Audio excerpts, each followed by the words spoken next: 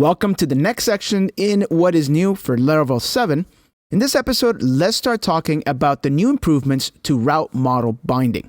We'll do a very quick review of route model binding just in case some of you don't quite know what that is, and then we'll dive right into what is new for Laravel 7. Let's start with a quick review.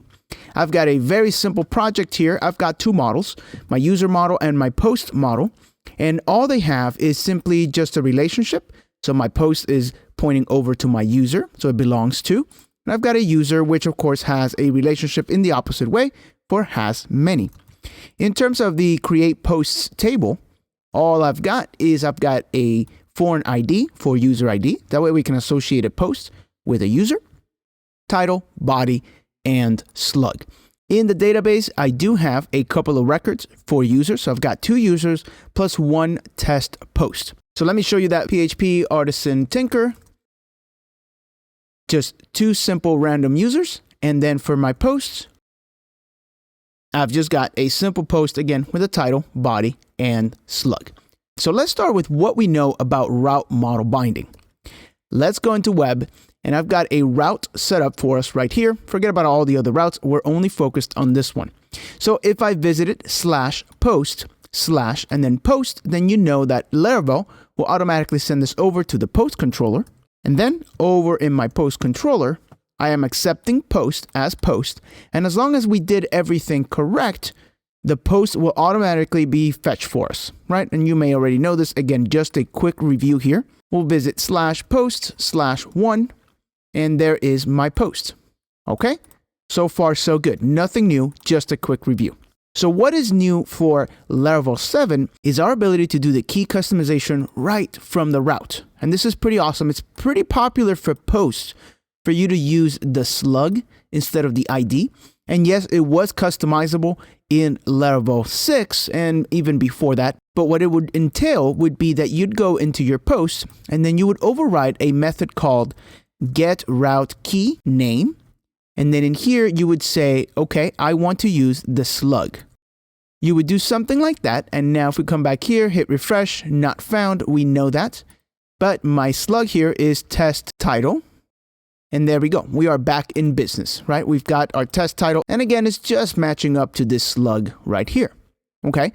So if we get rid of this altogether, we come back here, we hit refresh, no longer found because we are using the slug. So we are back to just having /1. Okay. So Laravel 7 and beyond. Post has a brand new notation. We can put a colon and then we could say use the slug column instead. Okay. Let's check it out. We'll hit refresh. We're back to that 404, but now I could do test title and we're back in business. Pretty easy to do. And I think that this adds a little bit less complexity because it's right on your routes. So it's very simple to see. It's right in front of you where a method maybe inside the model wouldn't be as obvious, especially as your models become a little bit more heavy in terms of how many methods they have. This is going to be really cool to have.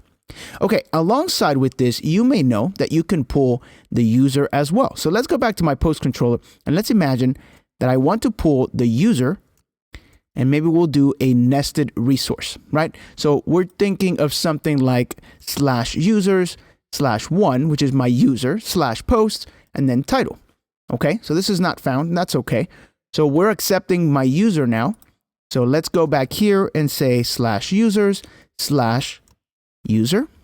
And now we have a nested resource. We've got a user and we have post. And obviously in something like this, the post needs to belong to the user.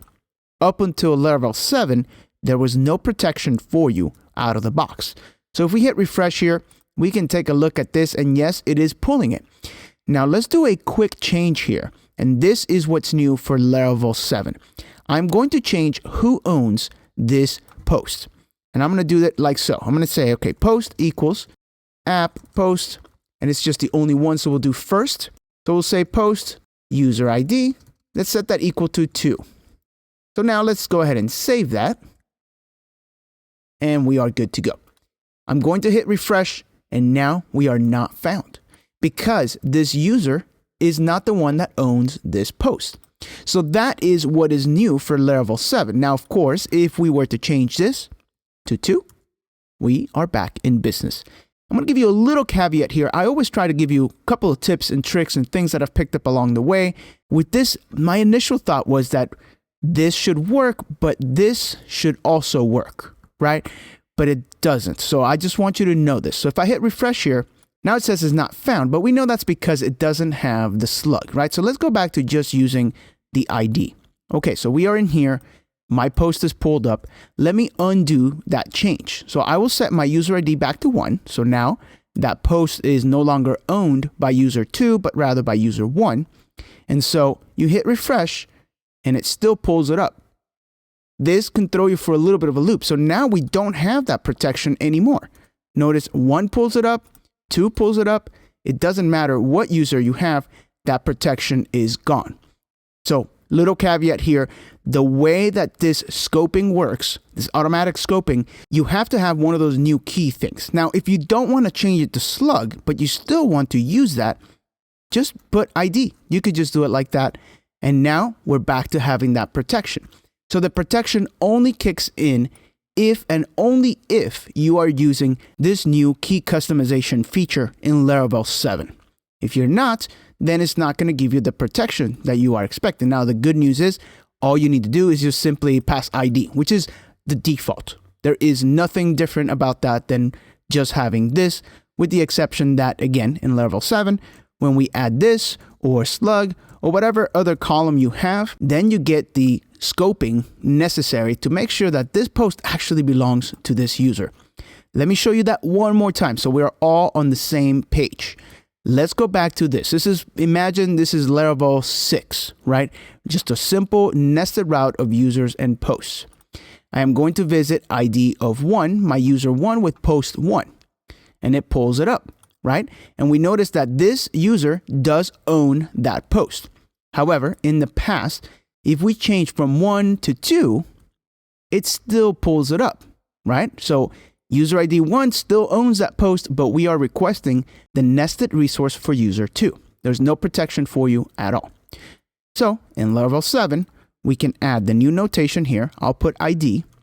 And now when I hit refresh, it's no longer found because user ID doesn't own post by the ID of 1. So that's it. That's going to wrap it up for this episode in Laravel 7 and all the new route model improvements that we're going to see in Laravel 7. As always, don't forget to subscribe, hit the bell button, and until next time, my name is Victor, and thanks for watching.